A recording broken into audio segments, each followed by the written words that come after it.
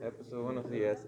Respecto al trabajo que me he dejado, te quería decir cómo era la relación del trabajador, empleado y campesino en las reformas agrarias en ese entonces.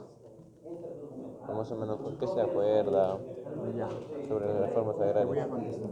Ya, pues. Mira, en el Perú hay dos etapas con respecto al tratamiento de la economía, vamos a llamarla la economía rural. ¿Ya?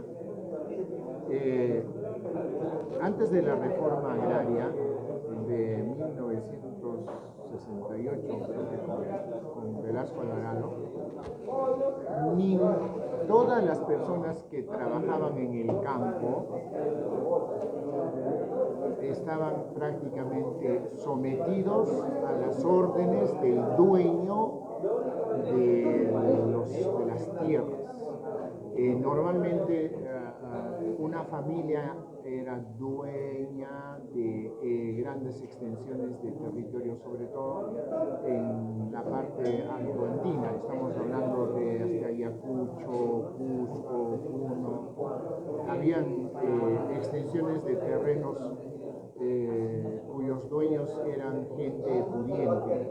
Entonces, en determinadas zonas de ese terreno que el señor tenía, que lo llamamos latifundio, en determinados lugares de toda esa extensión de terreno se levantaban cabañas, pequeñas cabañas, a donde había un pastor que cuidaba el ganado de estos dueños. O sea, imagínate una familia de indígenas, de indios, ¿no es cierto?, que tenían que cuidar, supongamos, como 500 cabezas de ovejas. En la otra cabaña cuidaban a las vacas, en otra cabaña cuidaban de repente, que te digo, pues las alpacas, etc.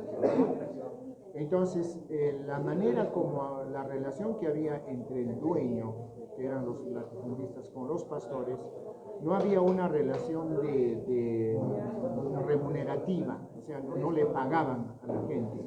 Simplemente el hecho de que esta gente tenía de repente uno que otro ganadito, era la única manera en que tendrían derecho de que su ganadito, que tenían 10 corderitos de repente, tenían para poder comer y alimentarse junto con el ganado del dueño.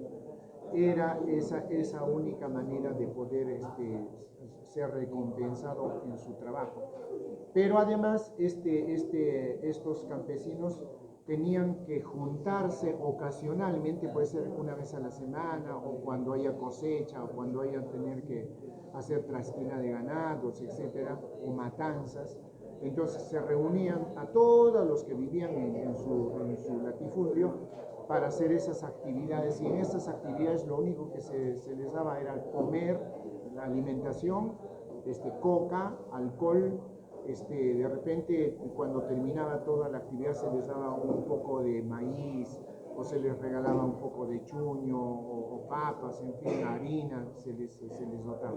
Pero no existía una relación laboral como la que hay en este momento, que tienen un sueldo, un seguro de salud, etc., ¿no? Entonces era una relación inequitativa económicamente. Los únicos que se beneficiaban eran los dueños. Por eso existía pues una especie de esclavismo, un tipo de esclavismo en esa época, ¿no? Lamentablemente. Y naturalmente que había muchos abusos, ¿no? Ha habido una época en la que, por ejemplo, las